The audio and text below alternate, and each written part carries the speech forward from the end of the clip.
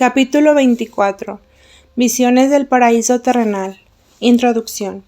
Al ponerse en contacto con un hueso fósil, Ana Catalina tiene la visión de animales antediluvianos. Describe luego el paraíso terrenal, que ve algo más elevado que el monte de los profetas. Afirma que el paraíso terrenal ha sido sustraído de la tierra después del pecado de Adán y Eva, y que se conserva en todo su primitivo esplendor. El cardenal Belarmino declara no haber leído jamás en escritores de la antigüedad de Dios haya destruido el paraíso terrenal. Por otra parte, ningún viajero ha encontrado vestigios de su existencia en la tierra. Parece lógico admitir lo que afirma Ana Catalina, que ha sido trasladada a un lugar inaccesible, donde es conservada para morada de Enoc y Elías, para alegría de los bienaventurados después de la resurrección final. No parecerá tan nueva la visita de Ana Catalina al paraíso terrenal, para quien haya leído la biografía de Santa Liduvina. Esta santa estuvo 38 años enferma, y cuando sus padecimientos eran más graves, el ángel custodio la llevaba espiritualmente al paraíso terrenal, donde podía contemplar sus bellezas, pasearse, confortarse con sus frutos y conversar con los dos patriarcas que aguardaban su venida a la tierra, en la época del Anticristo. 1. Visión inefable.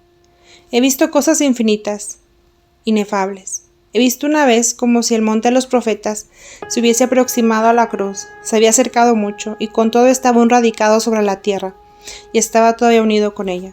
Tuve la visión de aquel monte como en las primeras imágenes. Más alto y detrás de él he visto luminosos y admirables jardines, donde observé animales y plantas resplandecientes, y sentí en mi interior como si aquello fuese el paraíso terrenal. 2. Una visita al paraíso terrenal, 13 de febrero de 1821. El peregrino trajo en presencia de un hermano y del confesor el fragmento de un hueso petrificado, del grosor de un huevo, encontrado en el lecho del río Lipa, y lo depositó sobre la cama de Ana Catalina. Esta se encontraba en visiones, con todo tomó el hueso con la mano izquierda y lo retuvo inmóvil durante algún tiempo. Luego abrió los ojos, los fijó en el peregrino, que no se esperaba otra cosa que una reprensión por haberle puesto en las manos el hueso de un animal en vez de una reliquia, y continuamente sumergida en la visión dijo: ¿Cómo ha llegado esto, el peregrino, a este bello y maravilloso jardín, en el cual apenas solo puedo mirar? Observo allá adentro al peregrino, con aquel grueso animal, ¿y cómo es posible esto? Cuán inefablemente bello es este lugar, no lo puedo expresar. No puedo traer conmigo la impresión que me causa. Oh Dios mío, cómo eres admirable e incomprensiblemente poderoso, magnífico y amable en tus obras. Ah, aquí hay más en la naturaleza entera que lo que ha sido contaminado por el pecado. Aquí no hay ningún mal, aquí aparece todo como cuando salió de nuevo de las manos de Dios. Aquí veo un rebaño entero de blancos animales. Los crinos les caen en su espalda como una cabellera rizada. Son mucho más altos que el hombre, y sin embargo corren tan ligeros y listos como si fuesen caballos. Sus pies son como columnas y no obstante, pisan tan levemente. Tienen pendiente una larga trompa que pueden volver hacia arriba, hacia abajo y a todos lados como si fuese un brazo. De sus fauces salen largos dientes blancos, como la nieve, y son tan graciosos y tan puros. Ese animal grande es tan elegante, sus ojos son pequeños, pero tan prudentes, tan limpios y benévolos en el mirar, que no lo puedo decir con palabras. Tienen grandes orejas pendientes, su cola no es gruesa, pero es sedosa. No alcanza a aferrarla cuanto se extiende la mano. Ah, deben ser muy viejos, son tan largas sus crines. Tienen también prole y cuanto la quiera. Juguetean con la mayor dulzura con sus hijitos. Son tan prudentes, tan benévolos, tan dulces. Corren con mucho orden, uno detrás de otro, o uno al lado de otro. Parece como si tuviesen graves preocupaciones. He aquí otros animales, no son perros en verdad. Son de color amarillo de oro, y tienen largas crines y unas caras casi humanas. Son leones, pero tan sosegados y dulces. Se aferran unos a otros, pero las crines juguetean. Veo también ovejas, camellos, bueyes y caballos, todos blancos y luminosos como de seda. Veo jumentos blancos, maravillosamente hermosos. No puedo decir cuán bello es todo esto, y cuánto orden, paz y amor reina ahí. Los animales no se hacen daño alguno, antes bien se ayudan unos a los otros. La mayor parte son blancos o amarillo de oro. No veo aquí casi ningún animal del pelaje oscuro, y lo que me maravilla es que todos tienen sus habitaciones muy ordenadas y muy bellamente repartidas. Tienen espacios y caminos, todo tan puro y limpio que no puede uno imaginárselo. No veo ahí a criatura alguna, no hay hombres. Supongo que deben venir espíritus que mantienen el orden de todo. No puedo creer que los animales lo hagan por sí mismos. 3. Ve a diversos santos y a las aguas maravillosas de esa altura. Después de algún intervalo, Ana Catalina añadió: he ahí a Francisca Romana y a Catalina de Ricci. En lo alto sobre el hermoso jardín hay un sol, y ellas están allá. Aleteando se mueven en los rayos del sol, y miran hacia abajo. Veo también otros santos que están sobre mí, en aquel sol de brillo cándido. Sobre mí resplandece un firmamento como de seda, que brilla iluminado por aquel sol, y sobre él se mueven los santos y miran hacia abajo. Ahora conozco todo eso. Toda agua desciende desde allá arriba hacia nosotros. Este es el paraíso. Los animales están ahí dentro conservados. Todo está aún tal como Dios lo creó. Pero me parece ahora mucho más grande de lo que era otras veces. Ninguna criatura humana puede penetrar ahí. Aquella agua sagrada, magnífica, maravillosamente clara, que desde allá se desborda y tan graciosamente riega el jardín de los animales. Forma en torno del paraíso un gran muro acuoso. No hay un lago sin un muro, y qué muro maravilloso y resplandeciente. En la parte superior es de gotas límpidas, que semejan piedras preciosas. Se parecen a aquellas gotas que las mañanas penden como rocío de vides. Así es ese muro, en la parte superior todo transparente como cristal. En la parte inferior el muro se extiende y termina por transformarse en pequeños arroyos, que mucho más abajo forman una gran cascada de agua. Esta cascada hace un ruido tal que nadie podía oírlo sin ensordecerse. Toda agua desciende desde allá y llega a nosotros, pero enteramente desnaturalizada y mezclada con otras sustancias. El monte de los profetas recibe de aquí sus aguas y su humedad. El monte está situado mucho más abajo aún que la gran cascada, y precisamente allá donde el agua nuevamente se cambia en nubes. El monte de los profetas está situado muy alto, casi como el cielo, y ninguna criatura humana puede llegar allá. Y no se ve sobre él otra cosa que nubes. Este jardín está situado más alto que el monte de los profetas, a la altura de un cielo, y el punto donde he visto a los santos. Está de nuevo más alto que la altura de otro cielo, sobre el paraíso terrenal. Aquí no hay edificio alguno de piedra. Hay bosquecillos, espesos y altos, caminos y espacios para los animales. Los árboles son inmensamente altos, los troncos muy derechos y graciosos. Veo algunos blancos, amarillos, colorados, castaños y negros. No son negros, sino que despiden un fulgor como de azul plateado. Y cuán maravillosas son las flores. Veo muchas rosas especialmente blancas. Son muy grandes. Tienen elevados tallos y casi semejan en su altura a los árboles que allá arriba se ven. Veo también rosas encarnadas y cándidos lirios muy altos. Veo la hierbecita delicada y suave como seda. Pero solamente la veo y no la puedo tocar. Está demasiado lejos de mí. Y cuán maravillosamente bellas son estas manzanas. Cuán grandes son y amarillas, qué anchas son las hojas del árbol que lleva tales frutos. Los frutos que están en la mansión de bodas parecen míseros e imperfectos en comparación con estos, y sin embargo son indeciblemente magníficos en comparación con frutos terrestres. Veo también muchas aves, cuán bellas y numerosas son, y de variados colores, imposibles de describir. Hacen sus nidos entre las flores, en la corona de las hermosas flores. Veo palomas que llevan ramitas y hojas en el pico, volar hacia abajo, sobre el muro de las aguas. Creo que las hojitas y flores que a veces me traen para sanearme provienen de este jardín. No veo ningún reptil de aquellos que entre nosotros se arrastra sobre la tierra. Sin embargo, ahí hay una graciosa bestezuela de color amarillo, que tiene cabeza de serpiente, y en la parte superior es más gruesa, y en la parte inferior más delgada. Tiene 4 patas y a menudo se mantiene alzada sobre las 2 patas traseras. Entonces alcanza la altura de un hombre. Sus patitas anteriores son cortas, los ojos limpios y muy listos. Es extremadamente graciosa y ligera. Veo de ella poquísimos ejemplares. Así era aquel animalito que sedujo a Eva. 4. Veo a 2 personas en el jardín. ¡Qué maravilla! Veo ahí una puerta abierta en aquella muralla de agua, y a 2 hombres que yacen ahí, junto a la muralla. Yacen ahí y duermen con el dorso apoyado, aquel esplendoroso muro de aguas, cruzadas las manos sobre el pecho, con los pies vueltos los unos a los otros. Tienen cabellera larga y blanda, son hombres pertenecientes a un orden espiritual. Visten largos y blancos mantos, y tienen bajo el brazo rollos delgados escritos con letras brillantes. Junto a ellos veo bastones curvos como báculos pastorales. Son profetas antes bien, lo reconozco y lo siento en mí. Tienen relación con aquel que está en el monte de los profetas. En qué maravillosos lechos o hendiduras reposan. Las flores crecen en torno a ellos, tan luminosas, en tan vastas y ordenadas formas dispuestas. Circundan sus cabezas especies de coronas. Primero las flores blancas, luego las amarillas, luego rosas, verdes y finalmente azules, todas brillantes y luminosas como el arco iris.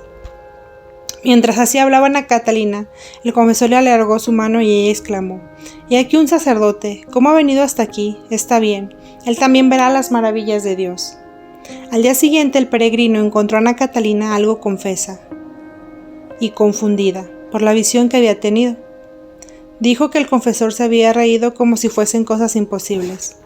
Cuando el peregrino le replicó que no tenía ningún motivo de quejarse de los que se burlaban de sus visiones, si ella misma parecía confusa, y el confesor no las creía, ella volvió a repetir toda la visión que había tenido, añadiendo lo siguiente: «Yo estaba como levantada en alto, afuera de la muralla del paraíso, y podía ver sobre él y a través de aquella muralla de gotas de agua.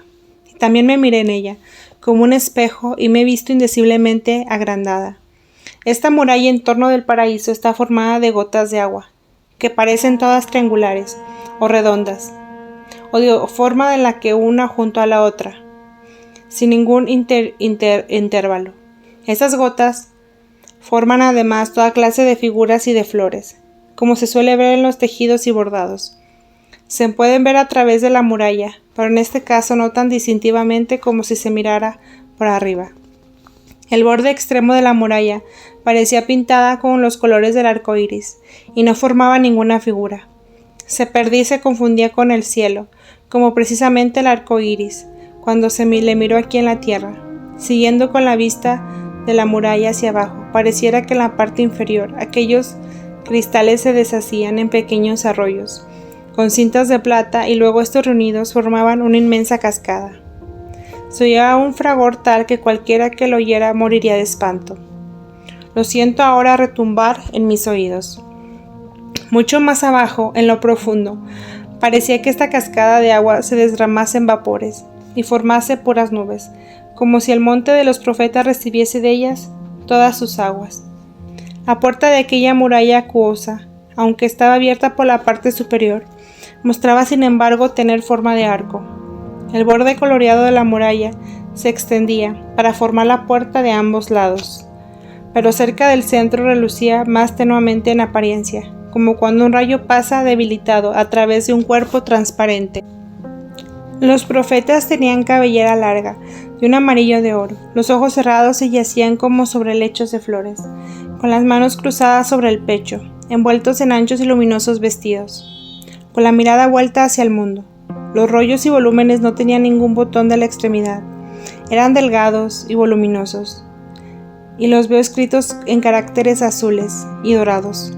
Sus varas curvadas eran delgadas y blancas.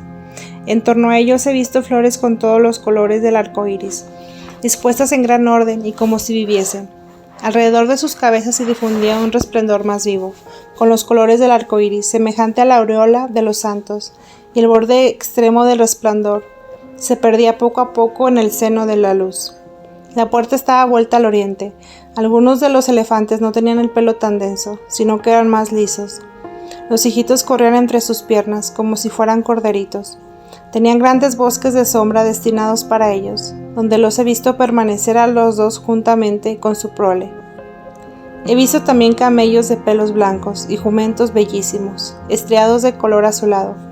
Vi animales semejantes a grandes gatos, con manchas azules, blancos y color fuego. Parecía que aquella especie de serpiente que he visto sirviese a todos los otros animales.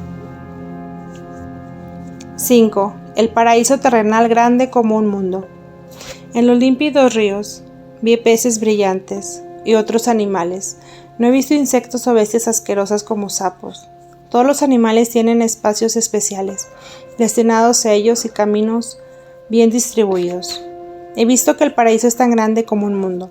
Contiene alturas de formas redondas, no recortadas, magníficamente cubiertas de árboles. He visto la más alta de las colinas y pensé que este era el lugar donde había reposado Adán. He visto una especie de salida hacia el norte, pero no era en verdad una puerta.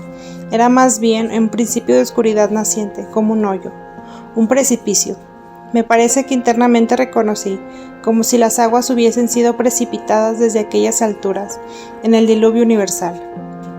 Del lado de la gran reunión de aguas, del cual se precipitaba la cascada, he visto un grande y verde prado, sembrado de huesos, desmesuradamente grandes y blanqueados, que parecían puestos ahí por las aguas.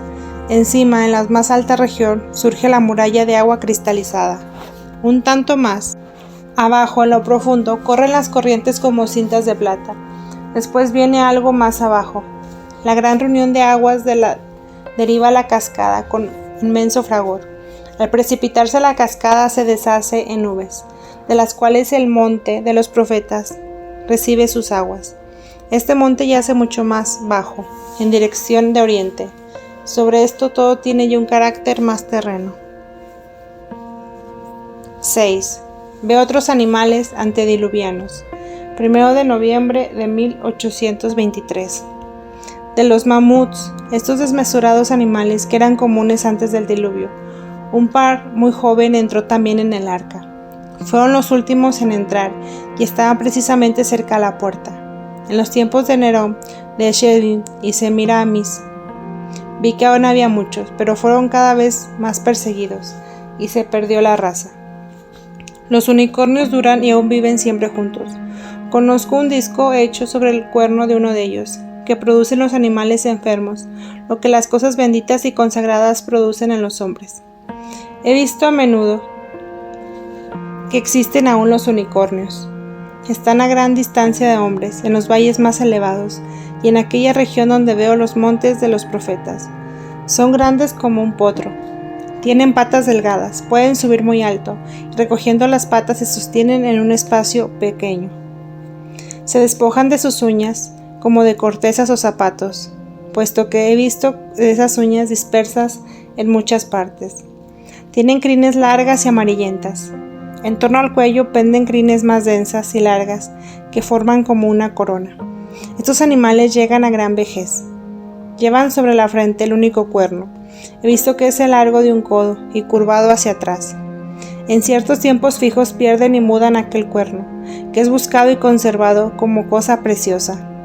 Son muy tímidos y no es posible llegar cerca de ellos. Por otra parte, son benévolos y pacíficos los unos hacia los otros, y aun con los animales de índole mala. Los machos y las hembras van generalmente separados, y solo se juntan en determinadas épocas. Son muy reservados y tienen poca prole. Es difícil verlos y cazarlos, porque viven escondidos detrás de otros animales. He visto que tienen un dominio maravilloso, y despiertan reverencia aún entre los animales, más brutos y ponzoñosos. Las serpientes y otras bestias horribles se estrechan y se extienden humildes sobre el lomo cuando el unicornio se acerca o respira en su vecindad. He visto que tienen como una alianza con los animales más peligrosos y mutuamente se protegen.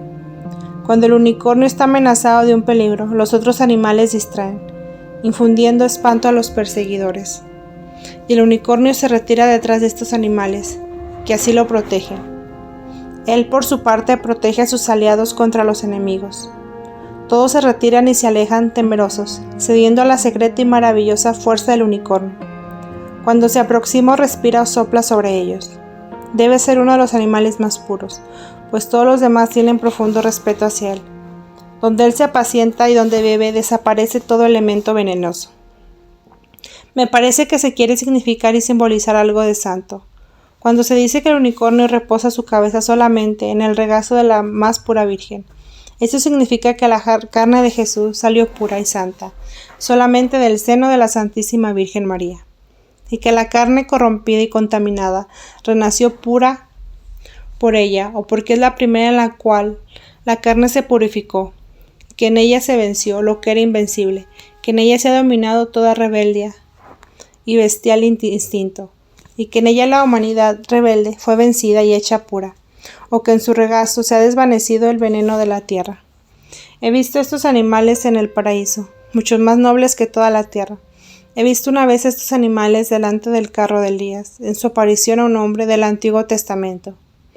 He visto el unicornio junto a los ríos fragorosos, en lugares salvajes, en valles profundos, rocosos y angostos, donde rápidamente corren y se agitan.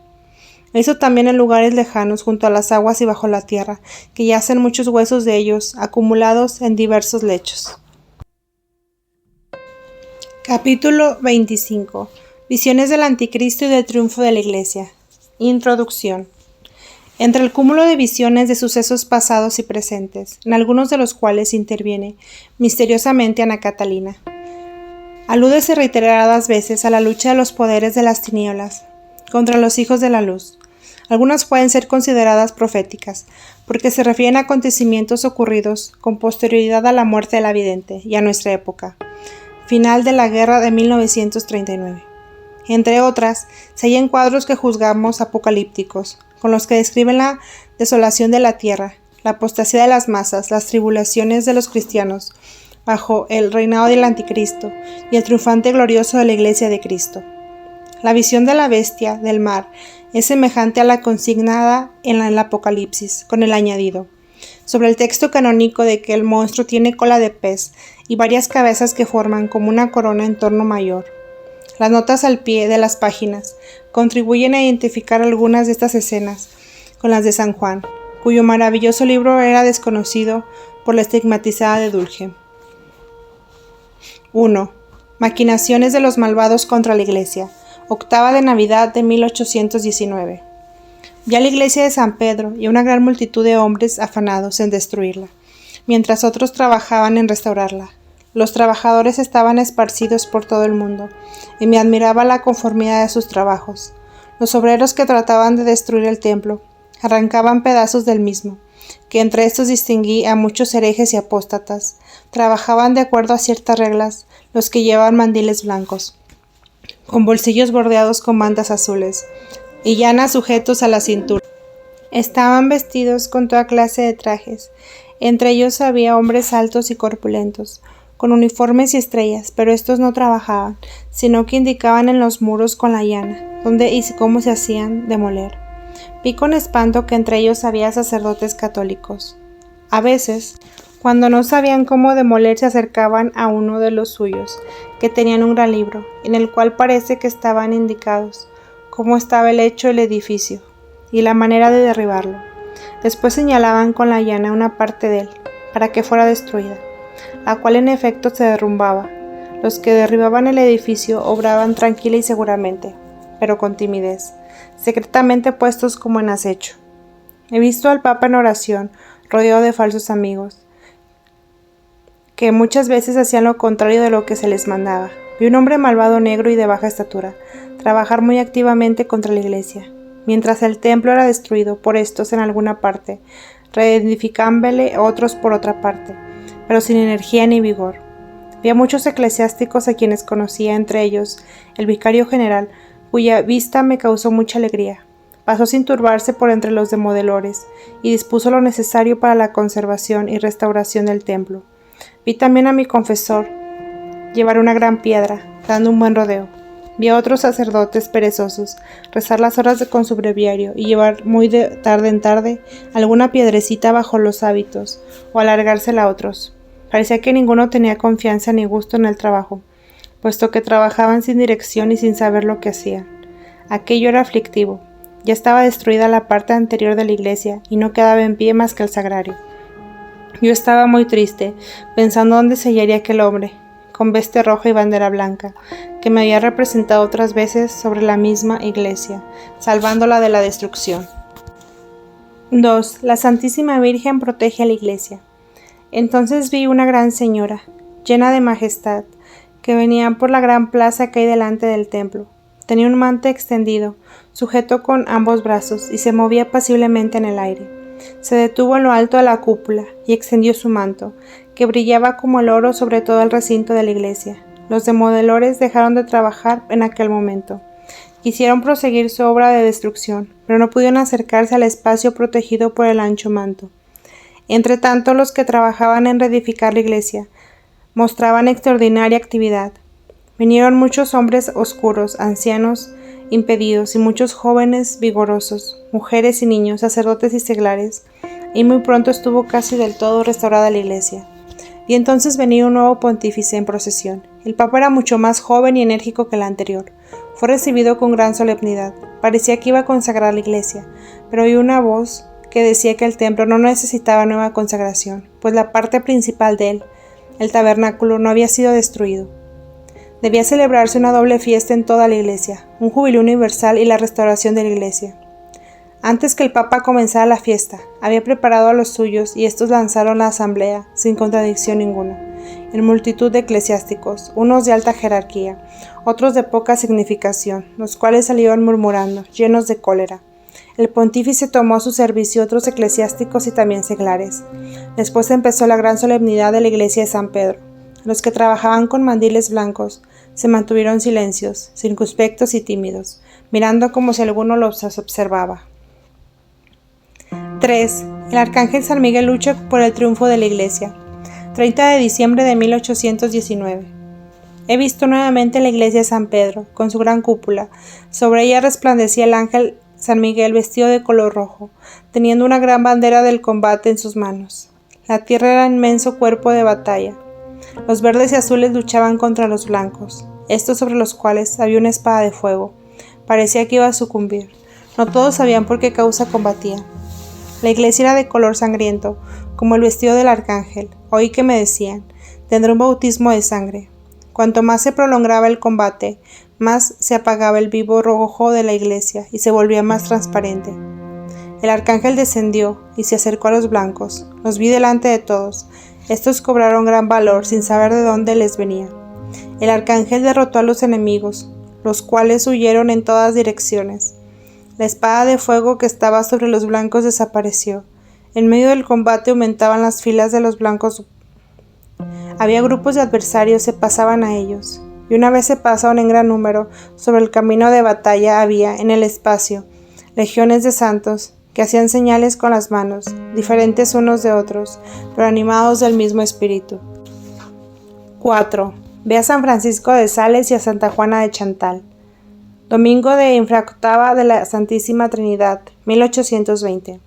Para consuelo mío he visto cuadros de la vida de dos santos, San Francisco de Sales y Santa Juana de Chantal.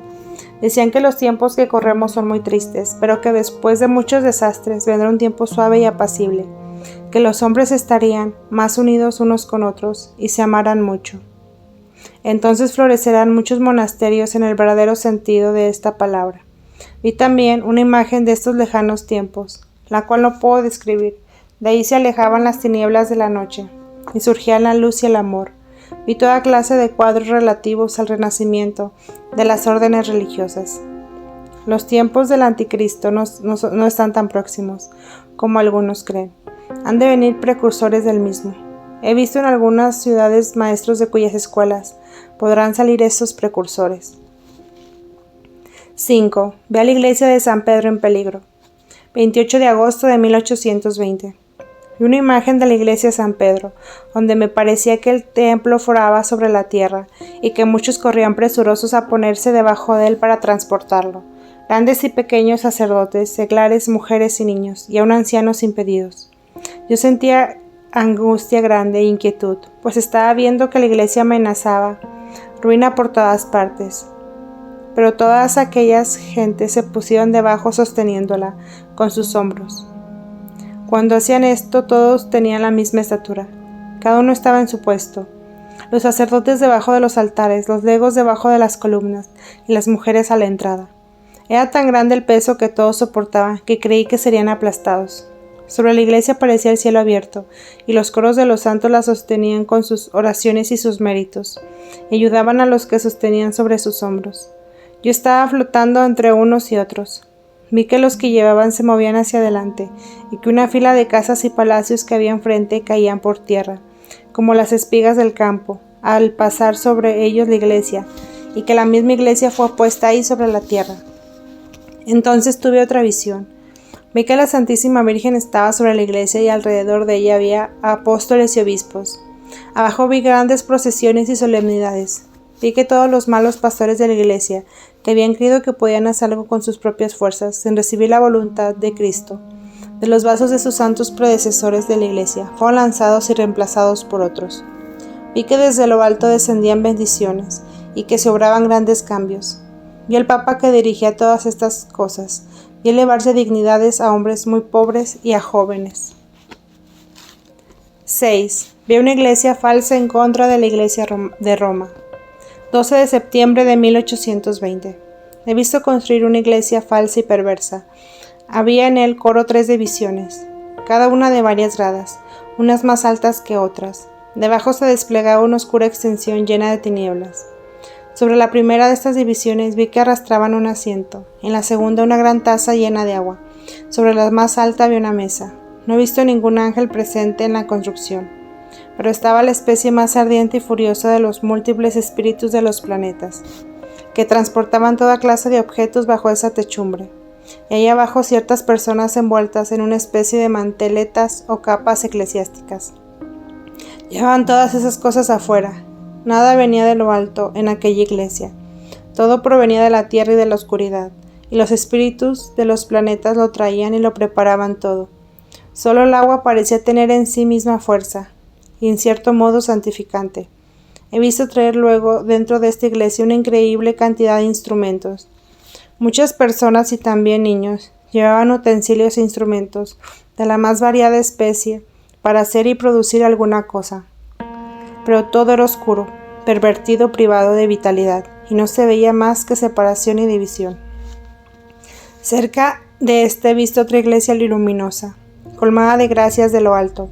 He visto a los ángeles subir y descender, y he visto allá adentro vida y crecimiento, aunque también disipación y negligencia.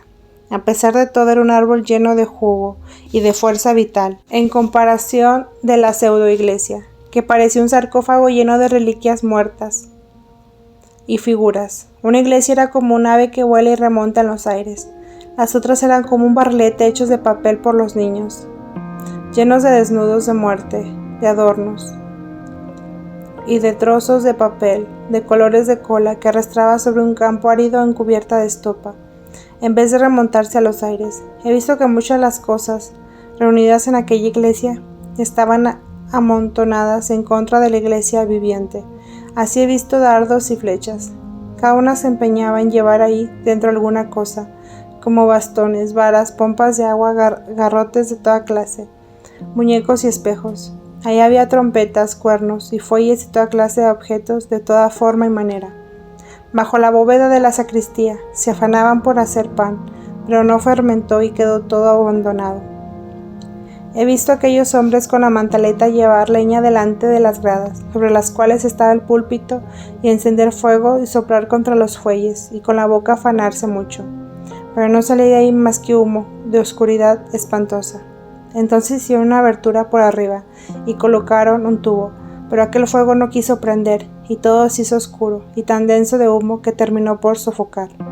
Otros soplaban en las trompetas y clarines, y se esforzaban de tal modo que parecía que se les salían los ojos por las órbitas, pero todo quedó ya abandonado en el suelo, y luego desapareció bajo la tierra, de modo que todo era ficticio y vana obra humana. Esta iglesia en verdad obra de los hombres, en conformidad con la nueva moda, con la nueva iglesia no es católica de Roma, que es también de esa especie. 7. Ve la obra de los espíritus malos en la falsa iglesia. 12 de noviembre de 1820. He viajado por un país oscuro y frío, y llegué a una gran ciudad.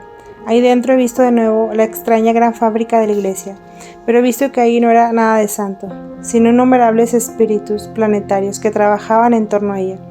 He visto todo esto como veo, de modo parecido a hacerse una obra eclesiástica católica, de común acuerdo entre los ángeles, los santos y los cristianos. Pero aquí las formas empleadas eran mecánicas, y las ayudas y los medios de otra especie. He visto subir y bajar y enviar rayos y luz por muchos espíritus planetarios sobre aquella gente que trabajaba. Todo si así resultaba según la pura razón humana. He visto allá arriba, en las altas regiones, cómo un espíritu hacía líneas y diseñaba figuras y cómo luego aquí en la tierra se ejecutaba, porque veía que cada uno abría los cimientos hacia aberturas o planos. He visto que la acción de esos espíritus planetarios que trabajaban para sí y para esta gran fábrica extendía su influjo a las más remotas comarcas. Todo aquello que parecía necesario o solo útil a la fabricación y existencia de la Iglesia. He visto incisarlo y ponerlo por obra de los más apartados lugares y distancias. He visto ponerse de acuerdo hombres y cosas, enseñanzas y opiniones para cooperar a la obra. Había en todo ese cuadro algo de admirablemente egoístico, de orgullosamente seguro y malo, y todo tuvo éxito, y lo vi en un cuadro múltiple de cosas. Pero no he visto siquiera un solo ángel o un santo concurriendo a la obra. El cuadro que he visto era grandioso y malo. He visto también mucho más lejos y detrás de aquel asiento o trono, un pueblo feroz armado de picas, un rostro feo que sonreía y decía: «Fabrica nomás lo sólido que quieras, nosotros lo destruiremos». Penetré además de una sala grande de aquella ciudad, donde se celebraba una ceremonia odiosa y una horrible y falsa comedia. Todo estaba tapizado de negro. Uno fue puesto dentro de un catafalco y luego resucitó. Estaba presente en persona y llevaba en el pecho una estrella. Parecía que eso significaba una amenaza de que así sucedería. He visto dentro al diablo en mil formas y figuras. Todo era denso y oscuro. Aquello era horrible. 8. Veo nuevamente la iglesia de San Pedro. 10 de septiembre de 1822. He visto la iglesia de San Pedro del todo destruida, excepto el coro y el altar mayor.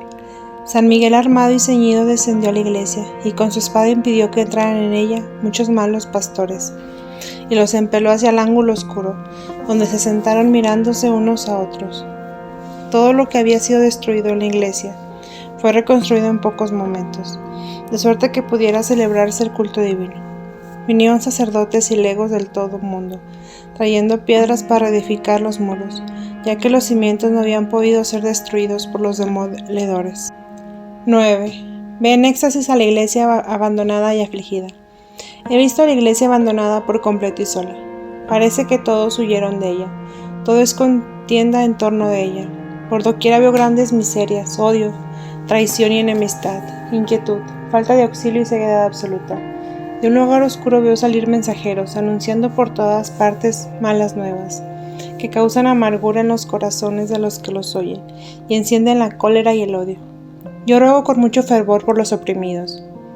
Sobre los lugares donde algunos hacen oración, veo descender luces, y sobre los demás negras tinieblas. Ese estado de cosas espantoso. He rogado a Dios que tenga misericordia, oh ciudad, que gran calamidad te amenaza. La tempestad está próxima. Prepárate pues, confío sin embargo en que has de permanecer firme. 10. Supervivencia de la iglesia e indignidad de los cristianos. 4 de octubre de 1822.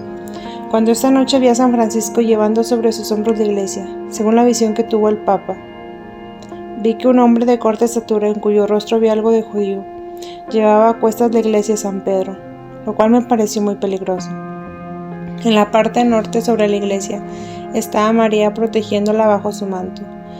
Diríase que el hombre iba a caer. Me pareció seglar y que yo le conocía. Aquellos 12 quienes siempre veo como nuevos apóstoles venían a socorrerle, pero demasiado despacio. Yo iba a caer cuando por fin llegaron todos y se pusieron debajo de ella. También ayudaron muchos ángeles. Trataban de salvar solo el suelo y la parte posterior de la iglesia, pues todo lo demás lo habían destruido las sectas y aún los mismos eclesiásticos. Aquellos llevaban la iglesia a otro lugar, y parecía que a su paso venían por tierra muchos palacios como si fueran campos de mieses. Viendo en ruina la iglesia de San Pedro, los muchos eclesiásticos que habían trabajado en destruirla, sin que ninguno quisiera salir delante de los demás lo que había hecho, sentí tal tristeza que hube de clamar en alta voz pidiendo a Jesús misericordia. Entonces vi delante de mí a mi celestial esposo, en figura de un muchacho, quien habló largo tiempo conmigo. Me dijo que ese traslado de la iglesia significaba que en la apariencia había de caer en tierra por completo, pero que descansaba en estas columnas y que de ellas habría de surgir de nuevo. Que aunque no quedara más que un solo cristiano católico en el mundo, ella podía vencer, pues no está fundada en la razón ni en el consejo de los hombres. Luego me mostró que en la iglesia nunca habían faltado fieles que hicieran oración y padecieran por ella.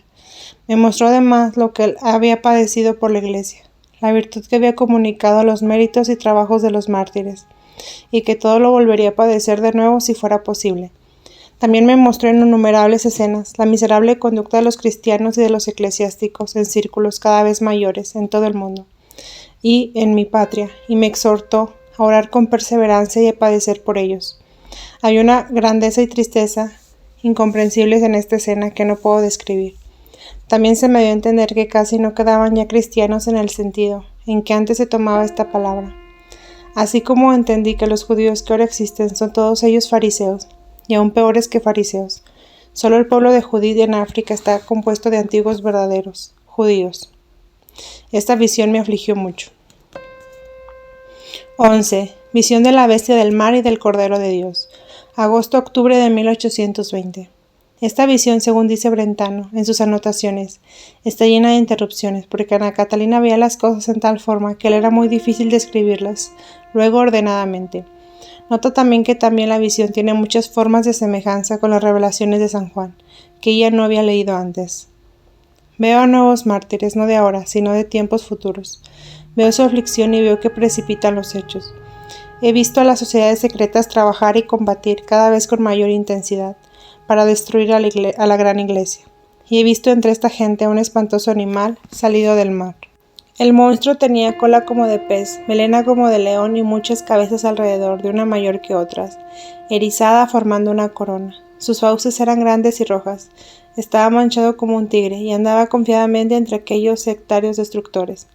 Muchas veces estaba en medio de ellos, mientras que trabajaban, y también ellos iban a buscarlo, en la caverna donde solía esconderse. Mientras estas cosas sucedían, he visto aquí y allá, en el mundo entero, muchos buenos y piadosos hombres, especialmente eclesiásticos, atormentados, encarcelados y oprimidos, y tuve el sentimiento interior de que un día habría nuevos mártires.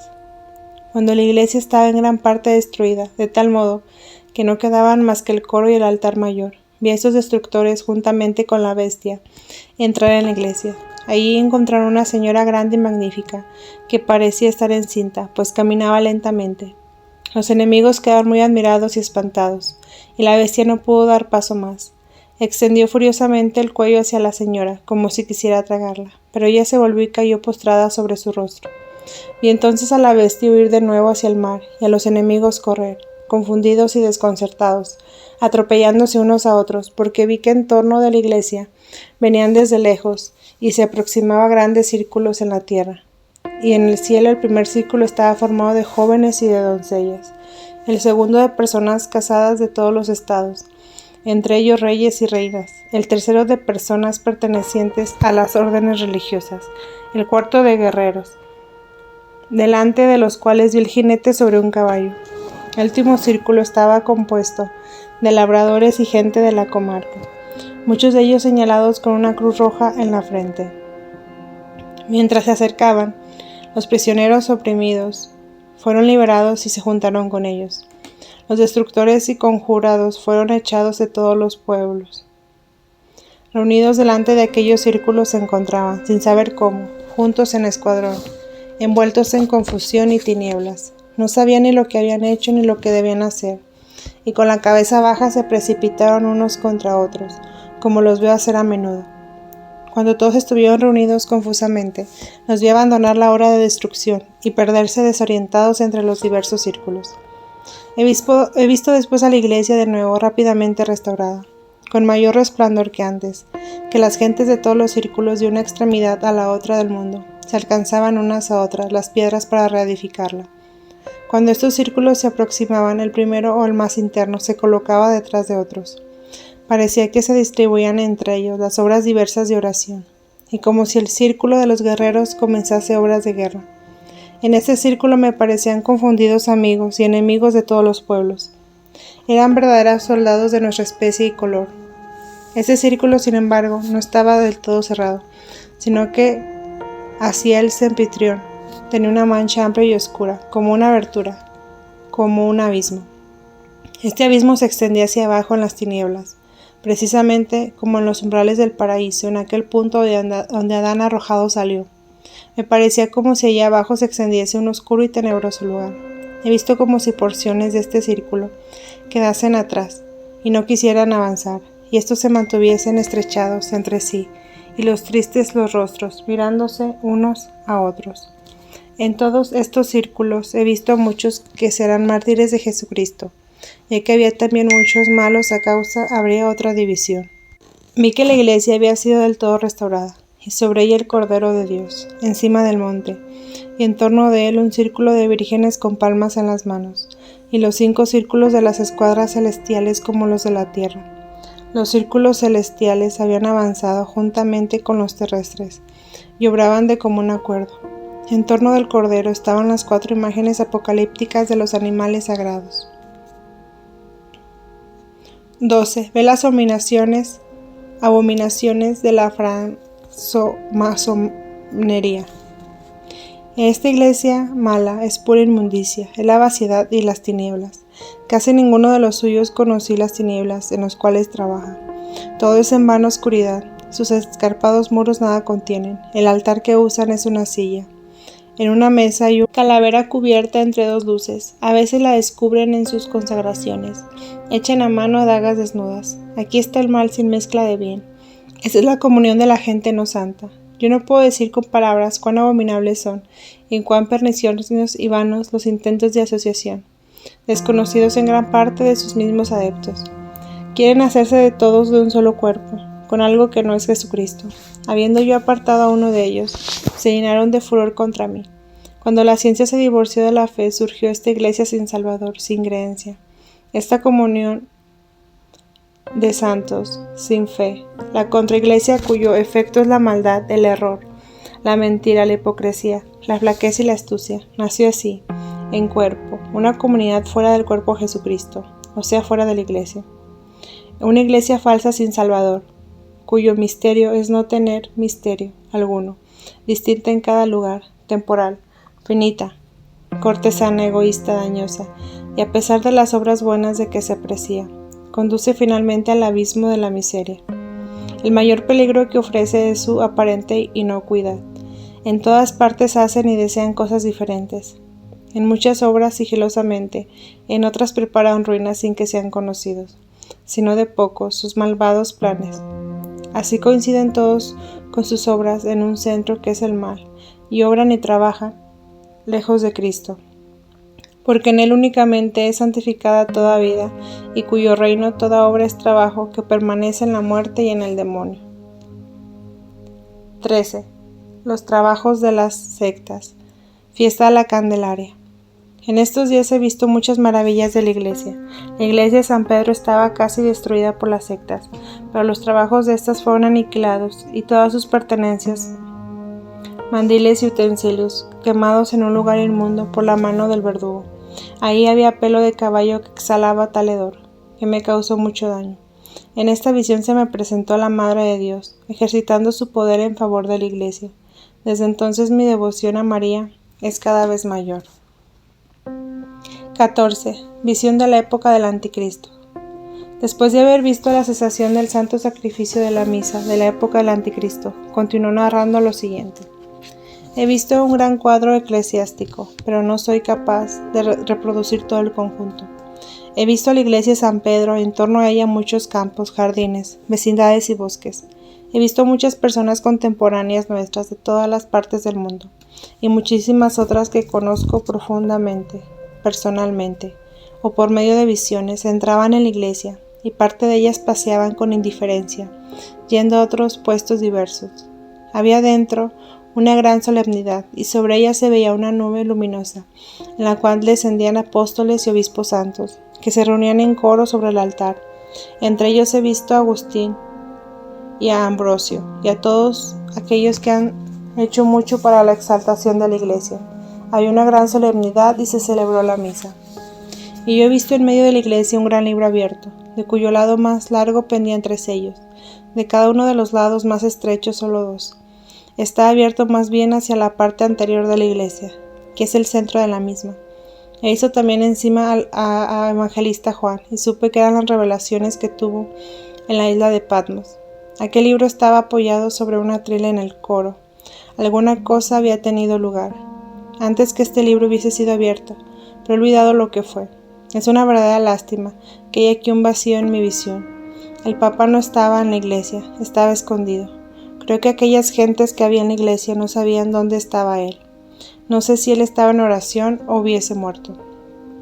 He visto por lo demás, por todas aquellas personas tenían que poner la mano sobre cierto pasaje en el libro de los Evangelios, que fuesen eclesiásticos o laicos, y que entre muchos de ellos descendió una luz como señal de los santos apóstoles y obispos, les participaba. E hizo también a muchos que hacían actos superficialmente. Fuera de la iglesia he visto aproximarse a muchos judíos que querían entrar, pero no lo podían hacer aún.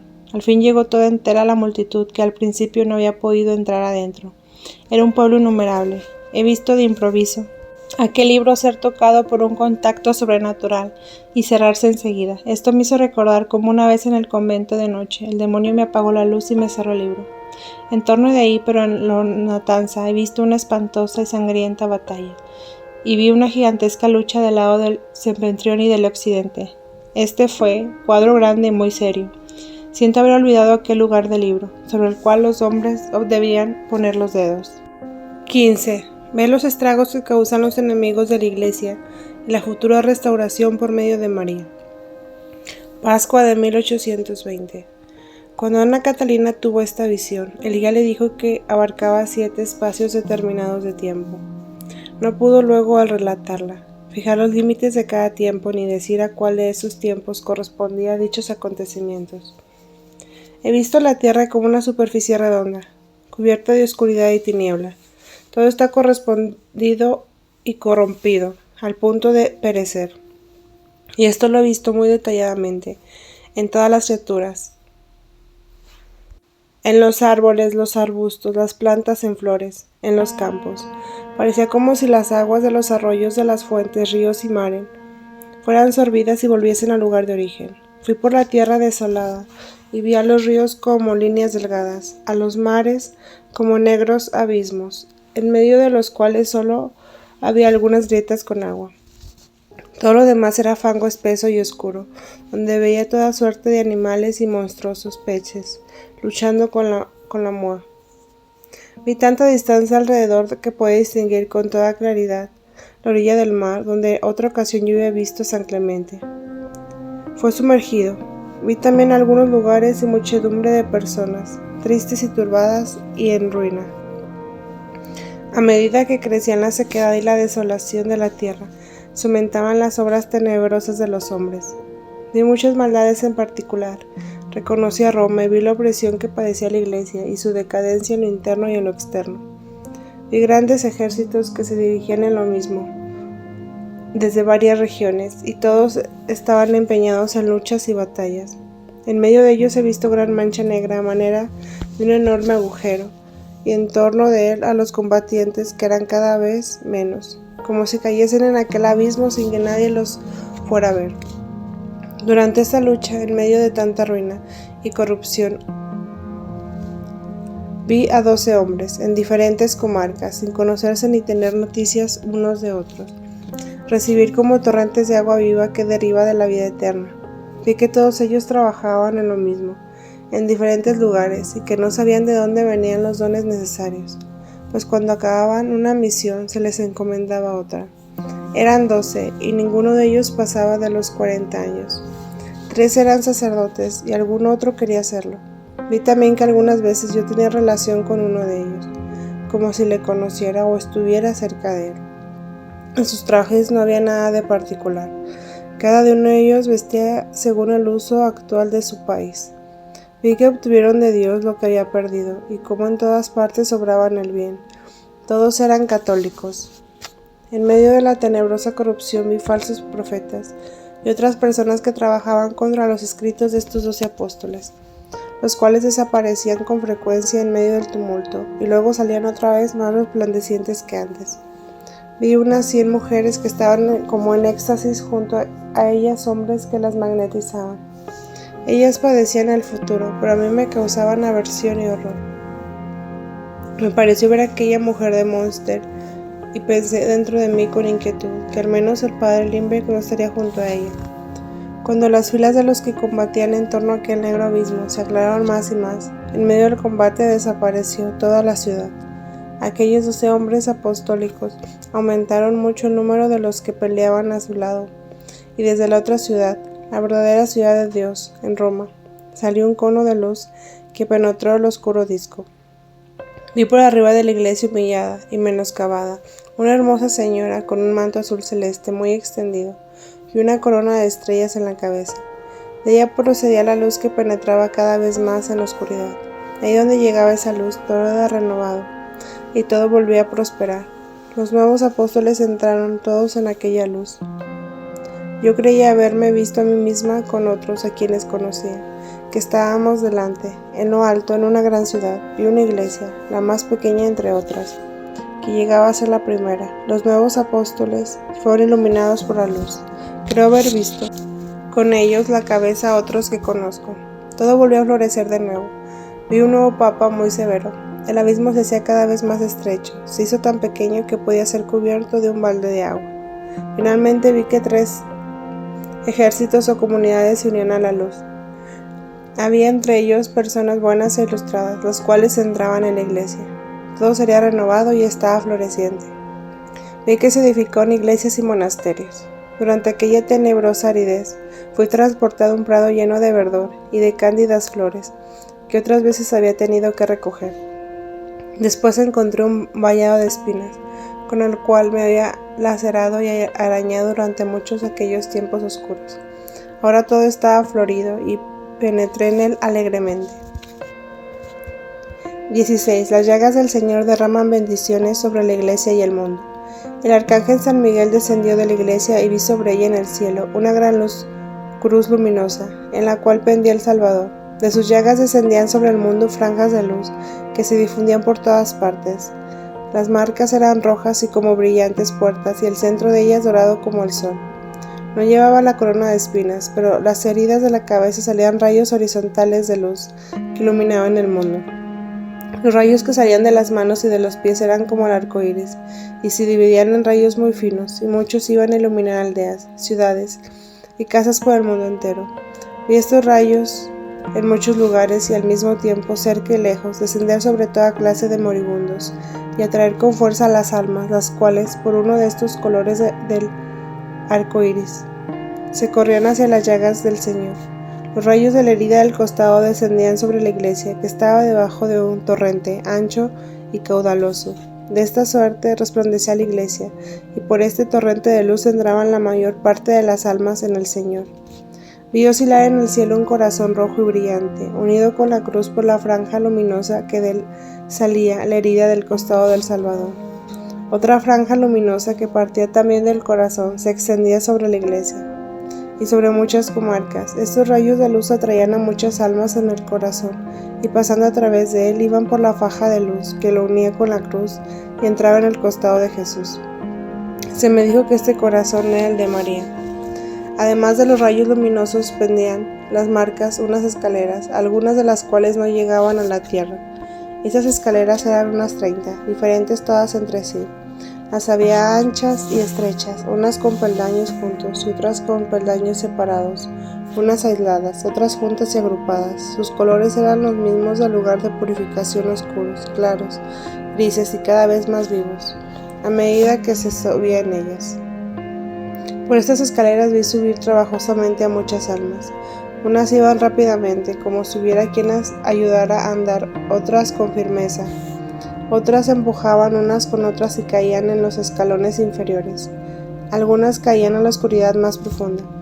Aquella trabajosa subida parecía más conmovedora cuando se le comparaba con la alegre entrada de las que eran atraídas a modo de absorción. Las que subían sin retroceder y con paso firme parecía que estaban más unidas con la iglesia que las otras que se detenían o esperaban o se quedaban solas.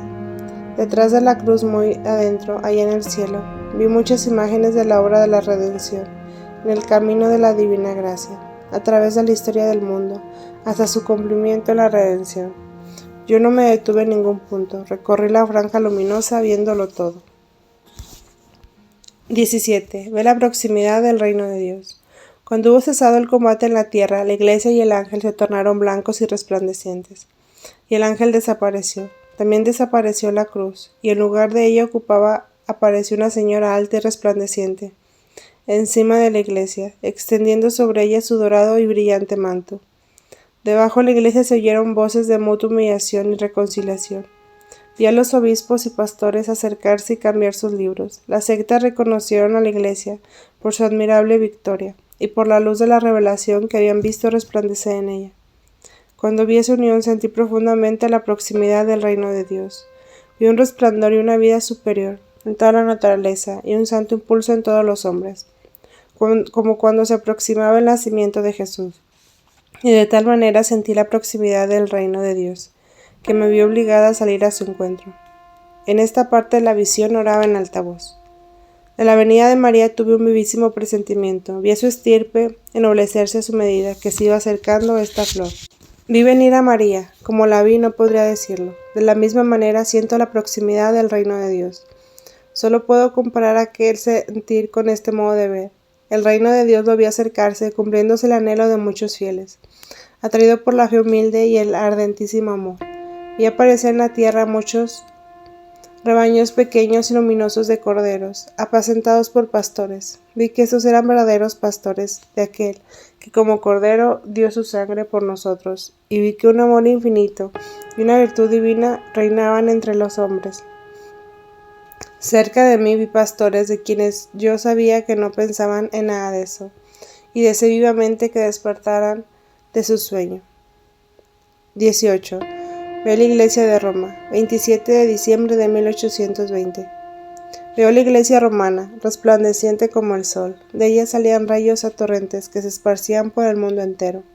Me fue dicho que esto se refería a la revelación de San Juan, mediante los cuales algunos cristianos debían recibir por parte de esa luz, y que esto requería por entero en favor de la iglesia. He visto acerca de esto un cuadro muy preciso, pero no puedo expresarlo con palabras. 19. Vi a la iglesia después del combate. Vi a la iglesia después del anterior combate, resplandeciente como el sol. En ella se celebraba una gran solemnidad, y vi que entraban muchas procesiones. Vi un nuevo papa muy severo y riguroso. Antes de empezar la fiesta, había despedido a muchos obispos y pastores porque eran malos. Vi que concurrieron a la celebración de esta fiesta los santos apóstoles, especialmente. Entonces vi muy próximo el cumplimiento de estas palabras: Señor, venga a nosotros tu reino. Me parecía ver descender de alto luminosos jardines celestiales y unirse con lugares inflamados de la tierra, y todo ello sumergirse a la luz primitiva. Los enemigos que habían huido del combate no fueron perseguidos, pero se dispersaron. 20. Visión de la Jerusalén celestial. Vi a las brillantes calles de la ciudad de Dios, muchos palacios y jardines resplandecientes, en los cuales había innumerables cohortes de santos, que discurrían alabando a Dios y derramando sus gracias sobre los hombres. Ninguna iglesia que en el mismo Cristo es la iglesia. María reina en la ciudad de Dios, y sobre ella están Cristo y la Santísima Trinidad. Desde ella desciende sobre María celestial rocío, que se difunde sobre toda la santa ciudad. Vi debajo de la ciudad de Dios a la iglesia de San Pedro, y me regocijé porque a pesar de la negligencia de los hombres, recibe siempre del cielo la verdadera luz. Vi los caminos que van a la Jerusalén celestial y a los santos pastores que conducen a ella, las mejores almas de su rebaño. Esos caminos no estaban muy llenos. Vi también el camino por donde yo de ir a la ciudad de Dios. Vi como desde el centro de un amplio círculo a todos aquellos a quienes de algún modo había yo ayudado. Vi a todos los niños y a los pobres a quienes había cosido algún vestido, y me admiré y me alegré especialmente al ver las diversas maneras en que los había cortado. Después vi todas las escenas de mi vida en que había sido útil alguno, ya que con mi consejo, con mi ejemplo, o con auxilios y oraciones y trabajos. Vi el provecho de aquí que se había seguido en forma de jardines nacidos de mis propias obras. Estos jardines habían sido cultivados de diferente modo por sus respectivos dueños. Algunos los habían dejado perderse. He visto que suerte cupo cada uno de aquellas almas en quienes yo había causado alguna impresión. Capítulo 26. Visiones diversas. Introducción. La actividad visionaria de Ana Catalina es incalculable. Sus revelaciones son las más complejas y están relacionadas con los asuntos más inesperados. Las visiones recogidas en este capítulo, por no corresponder a ninguno de los anteriores, ponen a relieve la incomparable riqueza con que el Señor ha dotado a la angelical estigmatizada de Dulce.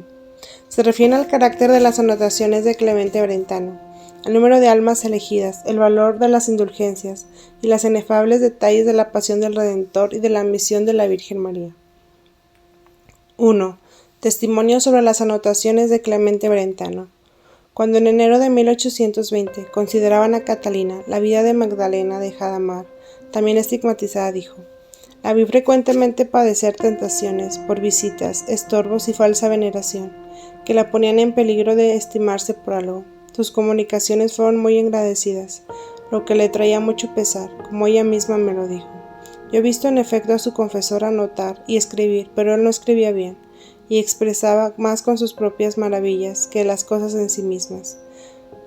Yo pensé entonces en los escritos del peregrino sobre mis visiones, y he visto que él no mostraba admiración y comúnmente escribía menos de lo que yo había visto, porque yo no podía decirlo todo y porque nunca narró lo que no supiera bien.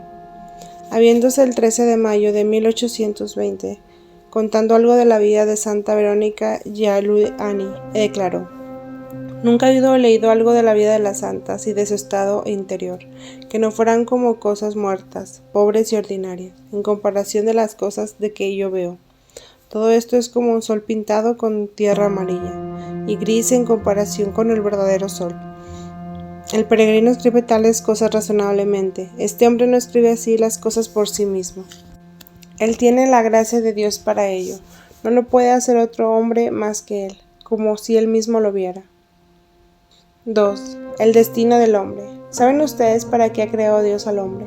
Para gloria suya y felicidad nuestra. Después de la caída de los ángeles, determinó Dios crear al hombre para ponerlo en el lugar de las legiones de los ángeles reprobos.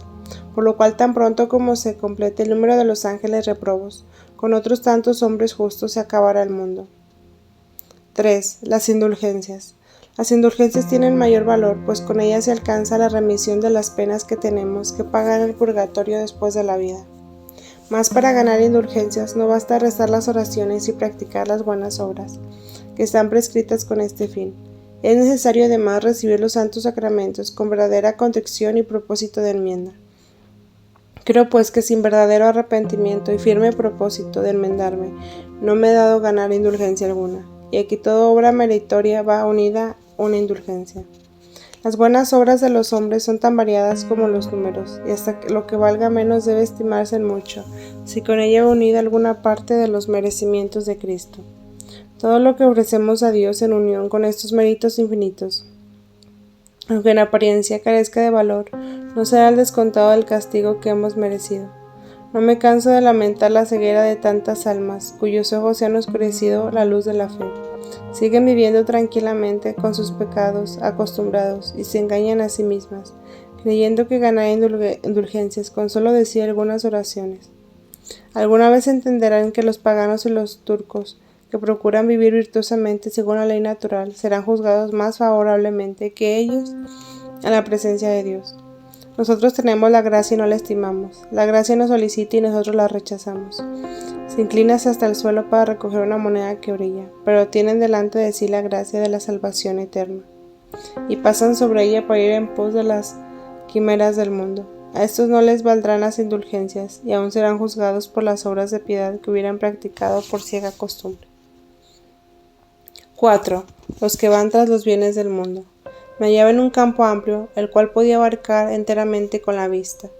En él había innumerables hombres que trabajaban de todas maneras y se esforzaban en apariencia por conseguir cierto fin. Pero en medio del campo estaba el Señor con su infinita bondad y me dijo: mira cómo se atormenta y se afana este pueblo. Mira cómo busca en todas partes consuelo y auxilio, y va en pos de ganancias. Pero a mí, que soy del Señor y bienhechor, que estoy aquí, a la vista de todos, no me atiende ni me mira. Solo algunos pocos están dispuestos a manifestarme alguna gratitud y reconocimiento, pero aún estos me lo muestran como de peso, como si me arrojaran migajas. Vino luego un ejército de sacerdotes, a los cuales mostraba el Señor especial benevolencia. Pero ellos pasaban deprisa, le hacían apresuradamente un leve obsequio, y luego se confundían entre la multitud. Solamente vi uno acercársele, pero con negligencia. Cuando estuvo junto al Señor, el mismo Señor le tomó por la espalda y le dijo: ¿Por qué no me paga tu deuda, a mí que tanto te amo? En esto desapareció ante mis ojos la visión, pero tuve otras visiones tocantes a la vida de nuestro clero, que me causaron gran turbación. Si Jesús en persona viniera de nuevo al mundo a predicar su doctrina, el espíritu del siglo y la corrupción dominante le harían sufrir tanta oposición como la que halló entre los judíos. 5. Los derechos de Satanás. He visto dentro de una ciudad una compañía de sacerdotes, de laicos y damas, que estaban sentadas en un banquete y conversaban con mucha ligereza. Sobre ellos se extendía una densa niebla, que terminó por condensarse en una verdadera noche oscura.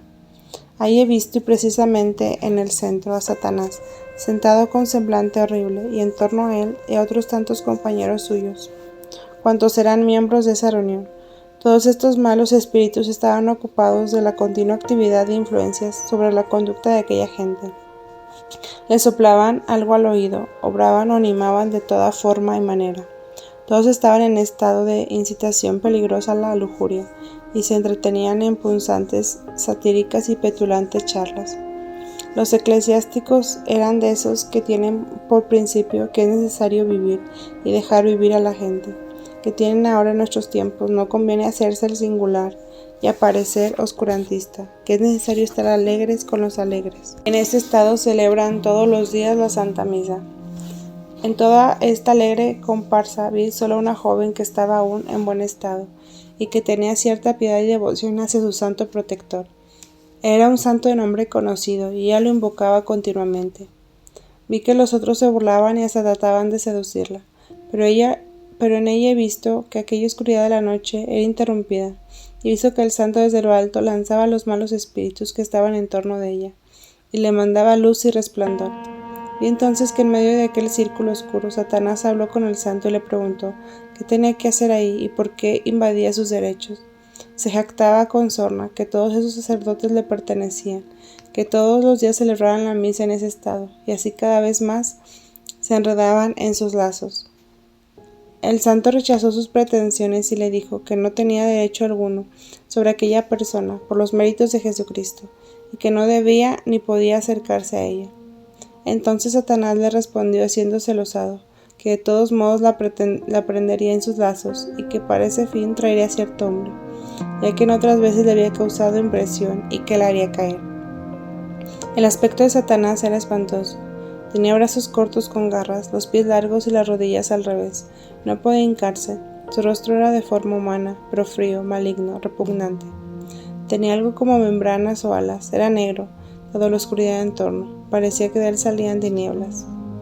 Cuando él habló de su derecho, y que esto me causara maravilla, me fue dicho que él en realidad adquiere un derecho especial cuando un bautizado que ha obtenido de Jesucristo el poder de vencerlo. Obrando con libre voluntad por medio del pecado, se somete al poderío del demonio. Este cuadro tenía mucho de conmovedor y de serio. Yo conocí a toda esa gente, y también a la joven salvada por su celestial protector. 6. Es anunciado a Santa Ana el nombre de María. Cuando Ana se durmió en su lecho, después de haber orado mucho tiempo, vi descender del cielo sobre ella una brillante claridad que tomó la forma de un muchacho resplandeciente. Era el ángel del Señor, que le anunciaba que tendría una hija santa. Extendiendo la mano sobre ella, trazó en el muro, con grandes y muy vivos caracteres, el nombre de María. El ángel desapareció disolviéndose su luz. Entretanto, Ana estaba como en íntimo y regocijado sueño. Se levantó medio dormida, lloró con el corazón. Luego volvió a acostarse sin saber claramente lo que hacía. A medianoche la despertó un leve presentimiento, y vio con extrañeza y alegría lo que había escrito en la pared. Los caracteres eran rojos dorados, resplandecientes y grandes, pero no muchos. Estuvo mirándolos con indecible alegría y confusión hasta que se desvanecieron con la luz del día. Los vio con tal claridad y su alegría fue tanta que cuando se levantó parecía rejuvenecida. En el momento en que la luz del ángel juntamente con la gracia vinieron sobre Ana, vi yo en su seno un resplandor y reconocí en ella a la madre escogida, al vaso esplendoroso de la gracia que estaba próxima. Lo que en ella advertí solo puedo describirlo diciendo: reconocí una madre en la cual hay una cuna adornada, un lecho cubierto, un tabernáculo abierto destinado a recibir y guardar en un santuario. Vi que esta bendición por virtud divina estaba en Ana. No es posible expresar cuán admirables me parecieron todas estas cosas, pues reconocí en Ana la cuna de toda la salvación humana y al mismo tiempo el depósito de la Iglesia, ante el cual fue levantado el telón. Durante una visión relativa a la Virgen Santísima, oí entre otras cosas estas palabras: el que hoy después de mediodía rezaré con amor y devoción 9 Aves Marías en honor a los 9 meses durante los cuales permaneció ella en el seno de su madre y de su nacimiento, y continuase esta devoción por espacio de 9 días. Dará a los ángeles todos los días un ramillete de 9 flores, que ella recibirá en el cielo, y lo presentará a la Santísima Trinidad, para obtener de este modo alguna gracia en favor del que se lo hubiese ofrecido. 7. Ve al Salvador con sus discípulos. Después vi al Señor con sus discípulos. Consideraba los dolores que había padecido en el seno materno y durante su niñez, y cuando enseñaba a los hombres, a causa de la dureza y ceguedad de ellos, y sobre todo por la maldad de los fariseos, que envidiosos espiaban todos sus actos. Habló con sus discípulos de su pasión, y ellos no lo comprendieron. Vi al Señor traspasado de sus íntimos dolores, y estos me ofrecieron como colores y sombras oscuras y dolorosas que venían sobre su rostro triste y severo, que entraban en el pecho, ceñían su corazón santísimo y le traspasaban por otras partes. No es posible describir este espectáculo. Le vi padecer a causa de los tormentos interiores que sentía, y vi que estos dolores eran mayores de los que sufrió después de la crucifixión, pero él los llevó en silencio, con infinito amor y paciencia. Vi a Jesús en la cena y el indecible dolor que sintió a causa de la maldad de Judas. Vi que de buen grado había padecido todavía mayor martirio con tal de que Judas no le entregara. También su divina madre había amado mucho a ese apóstol y le había hablado muchas veces, instruyéndolo y dirigiéndolo. Esto fue lo que más le dolió. Vi que le lavó los pies con infinito amor y dolor, y que le dio el bocado de pan, y le miró amorosamente. Le saltaban las lágrimas y se le apretaban los dientes por la violencia del dolor.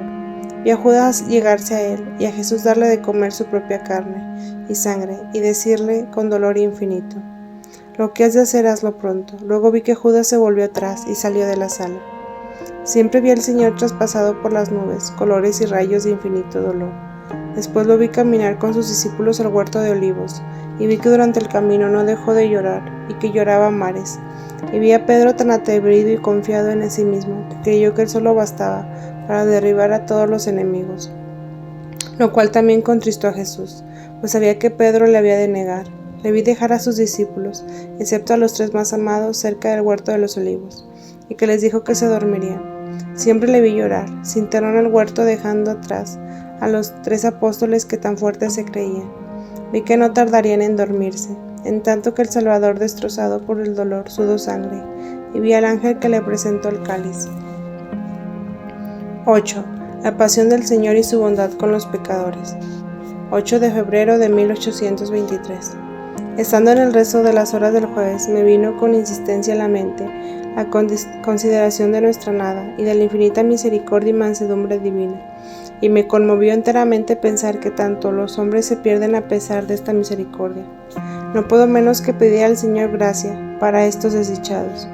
Entonces vi de repente mi cruz. Era una de plata pequeña con 2 astillitas de la verdadera cruz, que estaba junto a mi cama, sentada, cercada con resplandores. Me hallaba despierta con mis 5 sentidos y pensaba: ¿no será esto una ilusión? Y continué rezando las horas, pero el resplandor de la cruz me deslumbraba. Entonces, convencida de que no era engaño, cobré ánimo a Dios, fervorosamente gracia y misericordia para todos, y especialmente para los débiles y para los que viven en el error. Entre tanto aumentaba el resplandor de la cruz, y vi pendiente de ella un cuerpo. De las llagas de este cuerpo crucificado salía mucha sangre, que corría por la cruz. pero no la vi caer de ella. Recordé mis súplicas y mi adoración. Entonces el cuerpo extendió el brazo derecho, formando en él un arco para abrazarnos a todos. Mientras esto sucedía, estaba yo tan en mis sentidos que observaba los objetos que había alrededor y podía contar las campanadas. Acababan de dar las 11:30 y luego nada más extendí de lo que había sucedido en torno mío. Fui arrebatada en éxtasis y transportada a la contemplación de la pasión de Cristo, y he visto con mis propios ojos el curso de ella con tanta exactitud como si realmente hubiera sucedido en mi presencia. He visto al Salvador caminar con su cruz sobre los hombros, y a Verónica y a Simón Cirineo cuando fue obligado a llevar la cruz. Le vi finalmente extender los miembros que fueron clavados en ella. Ese espectáculo conmovió mi alma. Sentía tristeza y al mismo tiempo alegría. Vi a la Madre de Dios y a muchos suyos. Seguí adorando al Señor mi Salvador, pidiéndole gracia para mí y para mis prójimos. Entonces me dijo él: He aquí mi amor sin límites. Venid pues todos mis brazos y a todos los haré dichosos. Vi que la mayor parte de él era triste y fuerte. Al principio de esta visión pedí al Señor que se terminase todo y desaparecieran los horrores y reinara la paz. Y también ahora le pedí gracia y reconciliación. Entonces oí una voz que decía: No se acabará todavía, aún se sentirá con rigor algunas comarcas, pero tú ora y ten confianza. Ahora espero confiadamente que los pueblos de Munster y Durham no sean duramente oprimidos. 9. Detalles de la pasión de Jesucristo. La corona de espinas de nuestro Señor era muy gruesa y pesada, y se empleaba mucho en torno a la cabeza. Los verdugos le quitaron la ropa interior, hecha de malla, por sobre la cabeza, y al quitarla le arrancaron también la corona. Recuerdo oscuramente que entrelazaron una más pequeña de las espinas que yo conozco, y la pusieron mientras estaba tendido sobre la cruz. Los 3 agujeros de la cruz estaban ya hechos, pero demasiado distantes uno de otro. Cuando clavaban una mano, tiraron fuertemente la otra, por medio de cuerdas anudadas, apoyando los pies sobre los agujeros, que ya estaban preparados. Los pies tampoco alcanzaban las perforaciones hechas, y entonces los desalmados lo tiraron horriblemente. Apoyada las rodillas sobre el cuerpo del Señor, mientras otros martillaban los clavos. El cuerpo del Señor estaba completamente dislocado de todas sus articulaciones, y como transparente, y la parte inferior del pecho enteramente enflaquecida y vacía. Fue terrible el momento en que levantaron la cruz y le hicieron caer en foso para apuntarla y sostenerla firme. Esto produjo una sacudida tan vehemente que se agitó sobre su sagrado cuerpo. No he visto a Jesús bajar al purgatorio. Cuando él estaba en el limbo, he visto que vinieron las almas del purgatorio y que todas estas almas fueron por él liberadas. He visto antes de la resurrección a muchos ángeles recoger toda la sangre en la carne que él hubiese pedido durante la pasión, y reponerla y ajustarla de nuevo a su sangre y cuerpo. Yo vi aquel cuerpo indescriptiblemente hermoso salir del sepulcro. Las llagas resplandecían y eran un adorno sagrado e inefable de los sagrados miembros. Él no se mostró a los apóstoles en toda esta su gloria, puesto que no habrían podido sostener su vista.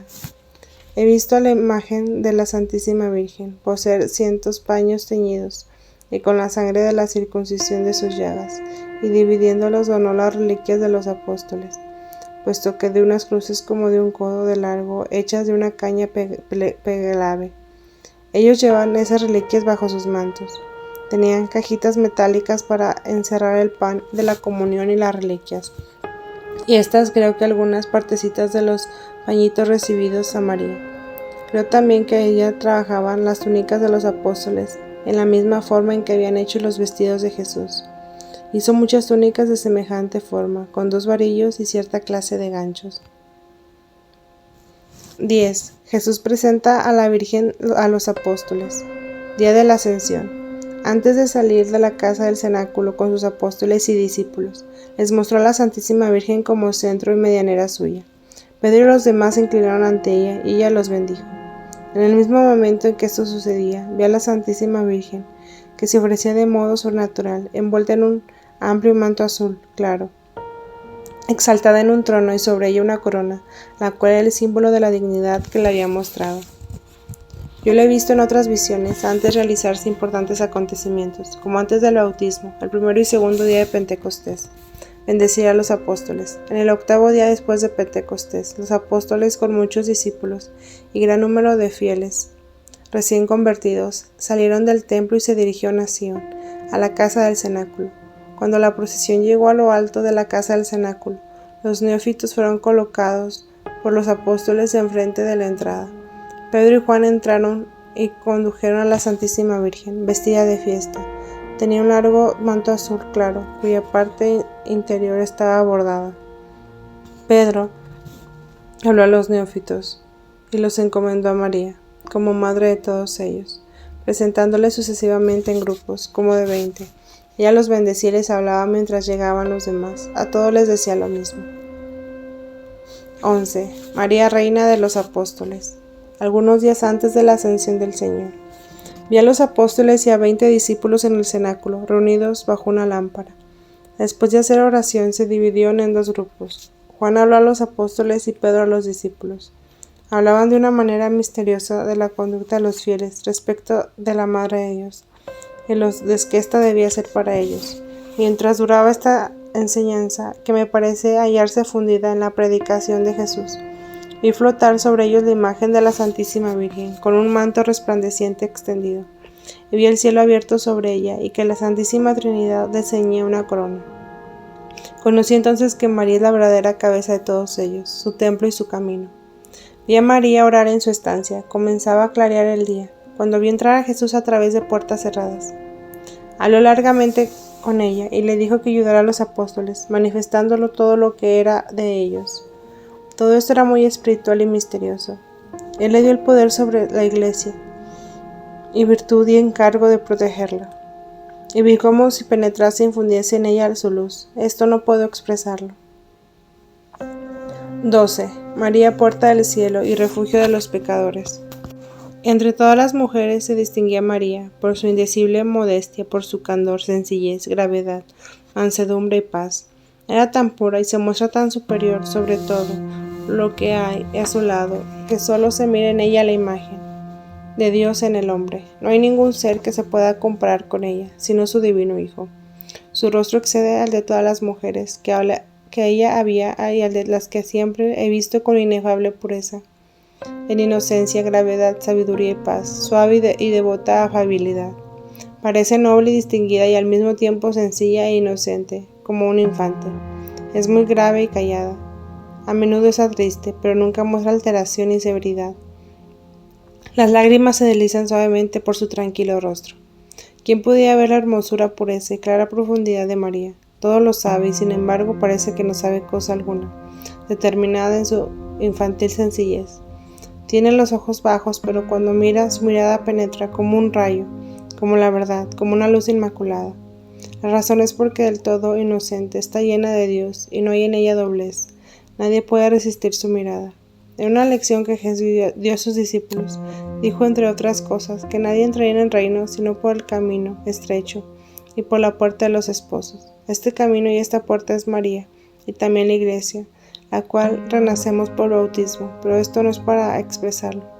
El Señor contrapone la entrada por la parte nupcial de la entrada por la puerta lateral.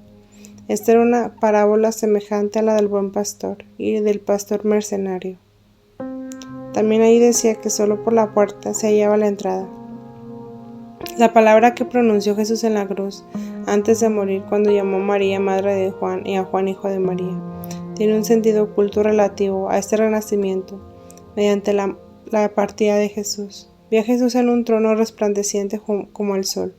Junto a él estaban María, José y Juan. Delante de él, pecadores arrepentidos y postrados de rodillas. Estos pedían a María que intercediera por ellos. Entonces vi que ella es el verdadero refugio de los pecadores y que todos los que acuden a ella hallan gracia, con tal de que tengan alguna fe.